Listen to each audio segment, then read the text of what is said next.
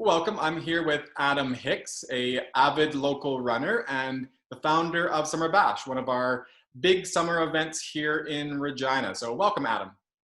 Yeah, thanks, Sean. This is extremely exciting. I'm so glad that you're doing an initiative like this and highlighting some bits that can keep people motivated throughout this unique time period for the QCM. Well, we're excited to try to bring people together and give you a chance to tell your story a little bit. So we'll start with that. Tell us a little bit about yourself and your relationship with running. Ooh, it's been a hard relationship, honestly. I had a weird relationship with running starting off. So my mother would train for marathons back in the day, and I would bike alongside her. And I remember thinking she was absolutely out of her mind running this far as I'm holding water for her and biking along with her. And both my brother and I would comment and complain a lot about these long runs. And so it took me years before I joined the running community, and I was dragged into it. So in 2012, a friend at work wanted to do some runs around Wascana. We work downtown, and literally dragged me out, used a few bribes basically. And I remember having to walk 3 times around Wascana Lake, and I couldn't even make it around there. And but after you got into it and you noticed that camaraderie of other runners, like it was addictive is the best way to put it. Like the community and it was uplifting. It made you feel a little bit better, and I was hooked right from, it was about February 2012, and I was hooked after that. And I finally figured out what my mother had tuned into way back in the day. So it took me about 20 years to figure that out. Well, and I've seen you out there on some of our races and out training, and now I think it's come full circle because you've got your kids out there doing the exact same thing for you. So let's hope 20 years from now, they're following and keeping that circle moving completely forward. So love the fact that it's a family related thing. I would say it's very much the same for myself. You've met my parents. They've kind of dragged me and my family into it as well. So I can appreciate that definitely. In terms of getting started with your friend at work, was there a goal that you guys had set out, or was it just getting going? Was there a race involved? Actually, it was the QCM was our very first race. So we did it as a work relay. So we split it up. We had 5 people at work that all took a little piece. I was hooked with one of the longer ones, which I regretted, but that first QCM was it was our first race for, I think, 4 out of the 5 of us. It was the first race for 4 of us.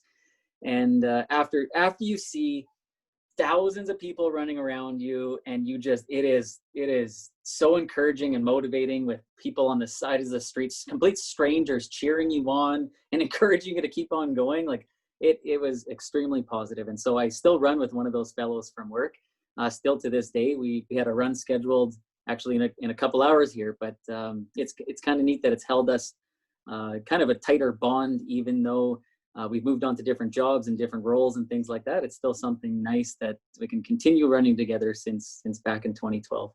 No, I think that is one of the nice things about the running community, is how tightly knit they are and how close they do stay, not even just within the city itself, but we'll often see people moving to other parts of the country or even around the world.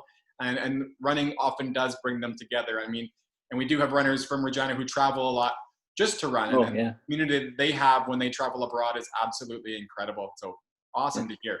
I tried out the Fargo Marathon with this buddy, and seeing even just being able to travel, go to that run, and then you find other Canadians, you find other folks, and it's such a small world. It doesn't matter where you go for these runs. It's a really small world. Boy, Fargo is one of those races that a lot of people from Regina typically head to each year because it is drivable. I mean, we love those races that we can get to in a single day. And I will say, having been to Fargo myself, it's probably one of the best races in North America. It's one that we've actually looked at for the Queen City Marathon, of how do we do some of the things that they do. It was one of the pieces what actually drove us to being multiple days. So I like that you bring up the Fargo Marathon. So big shout out to those guys for sure. And the music. I love the music. Almost every kilometer there's a live band or loud music, and it kind of hurts your racing ability because you get motivated too much every kilometer, and you just push yourself a little more than you're usually used to. Those splits will look funny in the end for sure. Totally. Fast, slow. In terms of this running year yourself, were there goals you set for yourself during COVID, or are there goals that you've set for yourself long term? what's kind of Adam training for or looking to do over the long run with his running? Yeah, so longer term, honestly, I don't have a specific goal this year. I left it more flexible. You got to be flexible with the times, obviously. My goal is just to ensure that I always continue running. I can picture myself as a 90-year-old old fellow that's still ripping around the street, and hopefully my kids still join me. And that's my goal, is to use this as an ability to stay active. I have a busy work life and a busy family life, and so something that's easy to do, relatively cheap, and to be able to just throw in some sneakers and go out whenever you want. You don't need equipment for it. You can go running anywhere, anytime, and it's something that I hope. My goal is basically to never stop running. And so this year I've taken a little step back, obviously, with the number of things that are going on, but it has been so motivating having the QCM and the virtual part of this, to have something to look forward to. And my friends know this, that I hate wasting money for the sake of just throwing money out. So when I sign up for a race and you put that money down, it forces, this is my advice to folks too, if you want to get a goal and you hate wasting money, book an event, sign up for the QCM or any other event that's going on in the city. And once you commit that money, you'll feel guilty and you almost have to start training and running for it. And it's, that was part of my motivation in signing up for so many runs year after year, is that it forces you to get ready for those and keep training. Cool. No, I love that too. In terms of the running you've done to date, is there anything that you think back and go, here's some proud moments, things you reflect on that you really remember fondly? Actually, it was one of the last, I've done three marathons. My first marathon, I ended up collapsing at the finish line and spending a couple hours in the tent, the QCM medical tent, getting IV pumped into me. And then my last marathon, 2 marathons ago, I tried qualifying for Boston and pushed way too hard and was not prepared enough, and collapsed at kilometer 41, so close to my goal. It was about 3 hours and 10 minutes. Collapsed, needed an ambulance, and spent 9 hours in the hospital. And I finished the race. I needed a kilometer to finish and ended up going late at night. So I ended up being last place by far. So my biggest accomplishment, honestly, was the last time I did the marathon. So last year, and actually accomplished it, was healthy, didn't have a time goal. I wanted to get rid of all of that stress on myself, and and just, it was fun. Like it was the first time I did a long race like that it was actually enjoyable, and I didn't have pressure, and I just enjoyed it. Got to talk to people beside me, got to acknowledge the volunteers as you're running by, and that to me the accomplishment, it didn't even matter. I don't even want to tell you the time, because it didn't matter. It was just about being able to finally do something and not try to kill myself, essentially. So that was I don't admit this, and I didn't pre-plan what I was going to say, but I have. Oh, sorry, I cut out there. Somebody was trying to call in. I do have to say, though, that my kids greeted me at the end of the last marathon there when I finished. I may or may not have shed a tear or two, because it was just an overwhelming amount of joy that came over me. And anyways, enough on that one. I can appreciate it was nice that. I mean, to me, it's not a finish line at a race if someone's not in tears, usually myself included, whether I know the people running or not.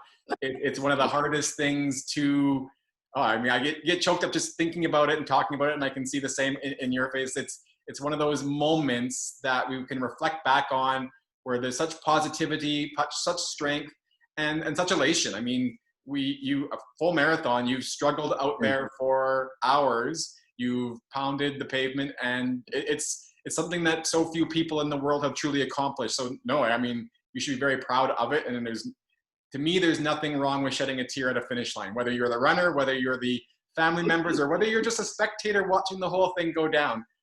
We've all definitely shed a tear, and it doesn't matter whether it's the marathon or the kids races.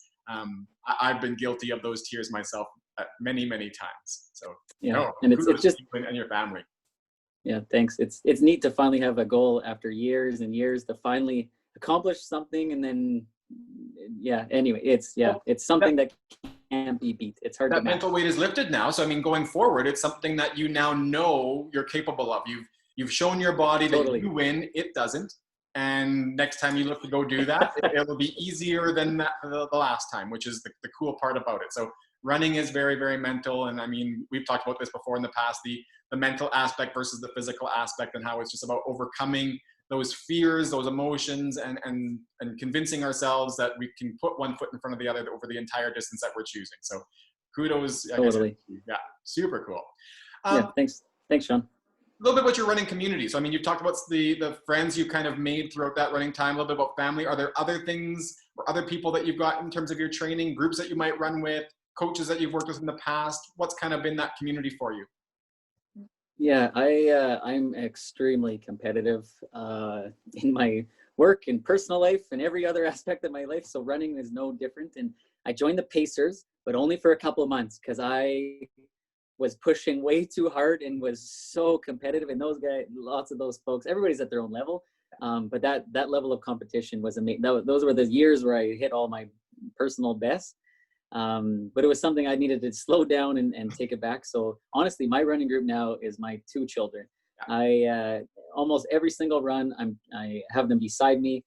My daughter still mostly rides in the cart. So I'm pretty much known as the guy with that blue cart that it's now squeaking because it's so rusted out over the years. Well, and she's not getting any littler. No, she is not. She's getting heavier, which is making it's good for strength training, honestly. But my son loves biking. He actually is. I'm not forcing him into running, so he runs every once in a while, but he actually prefers biking over it. So he can now bike faster than I can keep up with him. And I love it. It's a time that we have together. We can enjoy the outdoors.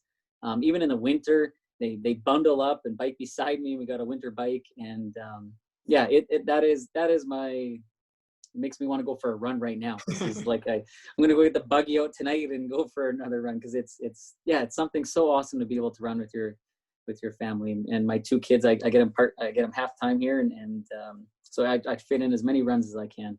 Awesome. Well, we'll wrap up with what kind of advice might you have for runners getting started, or even the veteran runners out there?